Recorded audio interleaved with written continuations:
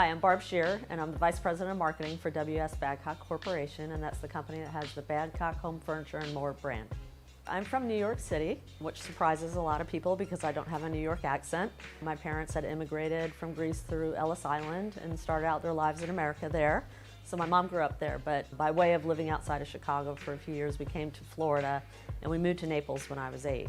So, we didn't have a lot of money growing up, but I never really felt different from a lot of the other kids, whether their families had money or we didn't or whatever. You just didn't feel the difference back then. So it was a very fun beach town where we all just hung out together. There was really no differences between anybody back then. So my first job in high school was working at Sears. We have a history of family members that have worked at Sears. So I became probably the 4th or 5th family member to work at Sears. And so I went into the home furnishings department. So I worked there every year to save up money and pay my way through college. But I still, I had majored in advertising.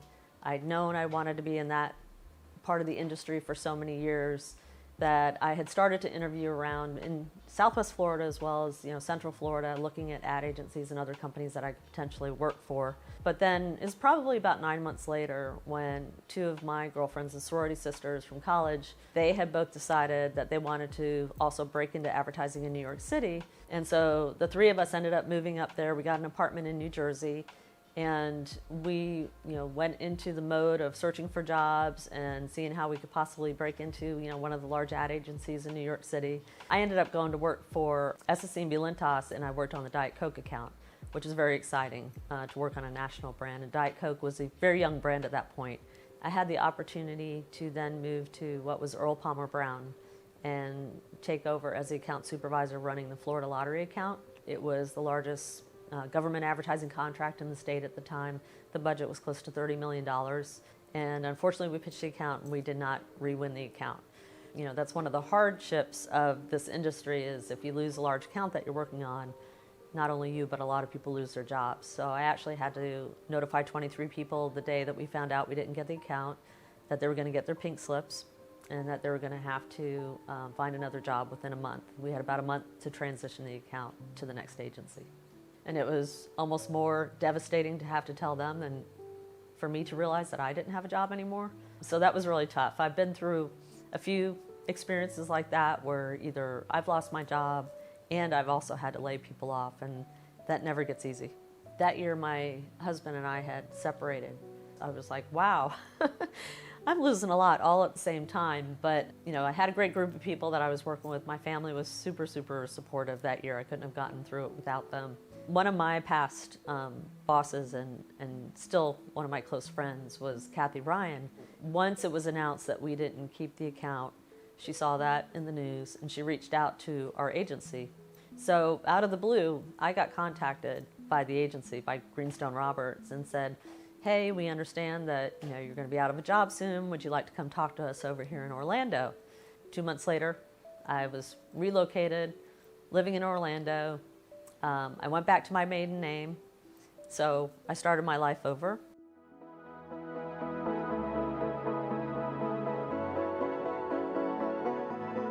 So I got some of my own clients. That's when I first originally started Scherer Marketing, which is, when I do go out and I do things on my own or I consult, it's under the Scherer Marketing name. When I started working on my own, I also learned the whole expense and operations side of running a business. So I know how to do it now top to bottom. It taught me a lot during that year. There were other opportunities out there for me. I had someone that was the president of 10 United at the time reach out to me. So I came on board of 10 United, and our 3 offices got merged with 2 other agencies that they had also bought at the time, and that's when we rebranded to Engage. I was like, whoa, I was so excited because it was big. We were getting into the digital arena, direct and data marketing, and plus I had always had a goal that my career goal after I moved back to Florida was eventually to become like the president or the general manager of a regional office of a national ad agency.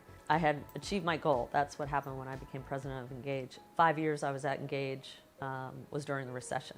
So I say those are probably 5 of the toughest years of my life because I did everything I could and I managed to keep that office open and not have to continue to lay off the rest of the people. So towards the end of my tenure at Engage, I got approached about another opportunity, and it was the person who was at the time the president of Florida for Fifth Third Bank.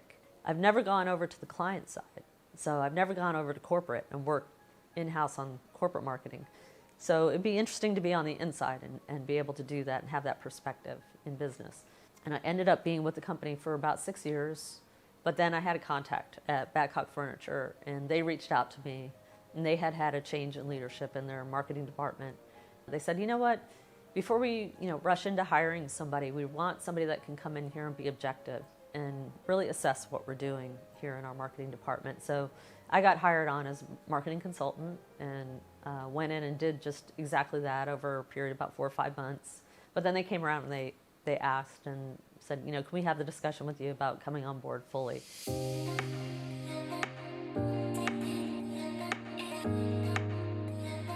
I've had a few hobbies over time, and actually you probably see a couple bikes sitting here in my living room. Several years ago, because my brother and sister-in-law were into cycling, they got me into it. So I was an avid cyclist for several years. As much as I love work, I got to my 50s and was like, I need to be traveling more. I haven't spent as much time traveling as I used to. So one group of girlfriends, we'd like to go out and do outdoorsy things, so I like to hike. So we've taken trips to some of the national parks. And the biggest trip that we took was, it'll be almost 2 years ago, I had learned about the Camino de Santiago in Spain. So I actually talked those girlfriends into doing it. So we went on an REI trip and hiked the Camino de Santiago for 7 days. And my other group of girlfriends are my 4 closest friends from college that we met our freshman year. At the point that we hit our 40s, we started taking long weekend girls trips once a year. So I like to travel with them as well. As much as I love cities, I've really found that as I've gotten older, I like to be outdoors even more. So if I were to give any advice, because I don't think there's any one piece of advice you can give, for people in this industry, they need to be flexible. So if you can tell from my stories, there's a lot of changes and a lot of dynamics in our industry, whether it has to do with your job or the type of marketing that you're doing. So if anything, you really just need to learn to be flexible and open-minded and open to change, and look for the next opportunity. If some challenge comes along, there's always going to be something there for you. Think about the people in your life too as you're going along the path, because as I look back now, some of the best friends I've ever made and some of the closest people to me still I've made are because of the advertising industry. Plus your coworkers, look at what you can learn from your coworkers, and don't worry as much about like the levels and the positions and the titles, because everybody brings something to the table in this industry. You need to believe that, and you need to trust that other people are also trying to do the best thing, and that, pay attention to what they're doing and what they're bringing to the table, because you can learn so much from your own peers. It doesn't necessarily always have to be a mentor. It could be even somebody that you hire, and you've got to be willing to look at what those people bring to the table and learn from them and give them the opportunity to kind of help lift you up and lift your team up or lift your clients and your projects up.